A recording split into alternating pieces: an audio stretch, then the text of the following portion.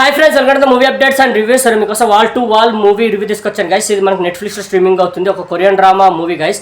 Movie చూడడం జరిగింది. Movie ఎలా ఉందో రివ్యూలో తెలుసుకుందాం గైస్. స్టోరీలోకి వెళ్తే హీరోకి అపార్ట్మెంట్లో ఇల్లు తీసుకోవాలని అయితే ఉంటుంది గైస్. అయితే ఇల్లు కూడా తీసుకుంటాడు, రూమ్లోకి కూడా షిఫ్ట్ అవుతాడు. షిఫ్ట్ అయ్యాక అక్కడ వింత సౌండ్ అయితే వస్తుంది, టక్ టక్ టక్ అనే సౌండ్ అయితే వస్తుంది గైస్. అది డిస్టర్బింగ్గా ఉంటుంది. హీరోకి ఏం అర్థం కాదు. పక్క అపార్ట్మెంట్లో కూడా అడిగితే వాళ్ళు చెప్తారు నీ రూమ్లో నుంచి వస్తుంది ఆ సౌండ్ అని అయితే చెప్తారు.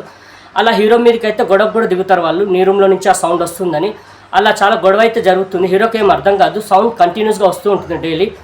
స్టోరీ ఇలా వెళ్తూ ఉంటుంది. మళ్ళీ ఆ సౌండ్ ఎక్కడి నుంచి వస్తుంది, మరి హీరో దాన్ని కనిపెట్టారా ఆ సౌండ్ ఎక్కడి నుంచి వస్తుందని, దాని వెనకాల రీజన్ ఏంటో తెలుసుకున్నాడా, అసలు అంతా చేసేది ఎవరు, దేనివల్ల అలా సౌండ్ వస్తుంది, మరి క్లైమాక్స్లో ఏం జరిగింది, ఆ రహస్యం ఏంటో హీరో తెలుసుకున్నాడా, మరి త్రూ అవుట్ మూవీలో మీరు చూస్తారు గైస్.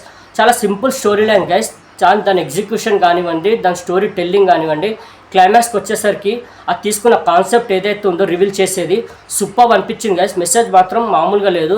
నేనే ఎక్స్పెక్ట్ చేయలేదు. నేను స్టార్ట్ చేశాను మూవీని, ఏంటి మూవీ ఇంత స్లోగా బేస్గా వెళ్తుంది, చాలా బోరింగ్గా అనిపిస్తుంది అనుకున్నాను.